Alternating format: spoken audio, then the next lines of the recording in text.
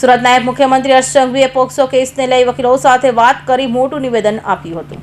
રાજ્યના નાયબ મુખ્યમંત્રી હર્ષભાઈ સંઘવીની પોક્સોના કેસમાં લઈ વકીલ મિત્રોને અપીલ કરી હતી કે મારા જૂના મિત્રો જોડે મુલાકાત કરવા બદલ બાર કાઉન્સિલરનો આભાર વ્યક્ત કર્યો હતો અને જણાવ્યું હતું કે પહેલા દરરોજ અહીં ચા પીવાનો અવસર પ્રાપ્ત થતો હતો।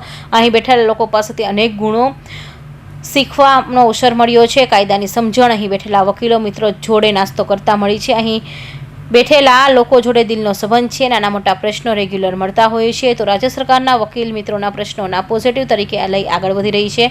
અલગ અલગ લોકો પાસેથી સૂચનાઓ મળ્યા છે તે દિશામાં આગળ વધી રહ્યા છે।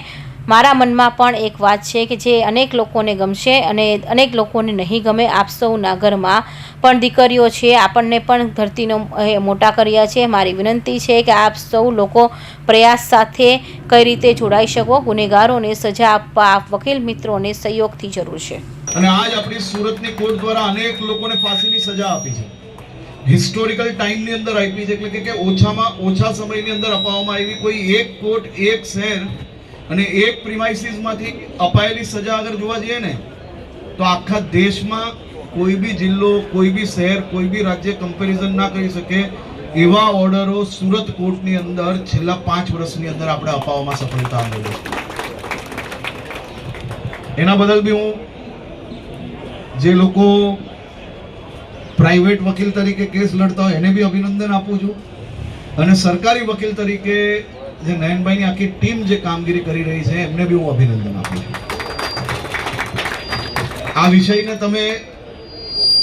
હું તમારી વચ્ચેનો તમારા મિત્ર તરીકે કહેવા આવ્યો છું કે આવા કેસોમાં દીકરી અને દીકરીના પરિવાર પર હમદર્દી રાખીને ઝડપી કેસ કઈ રીતે ચાલી શકે તે દિશામાં એક વિષય આપણે એવું છોડી લઈએ કે જેની અંદર આપણે આપણું રાજ્યની દીકરીને ન્યાય આપવા બદલ લાવવા ખૂબ મોટી સફળતા મળી છે। 25 દિવસમાં પોક્સોના કેસોમાં આરોપીને આજીવન સજા મળી છે।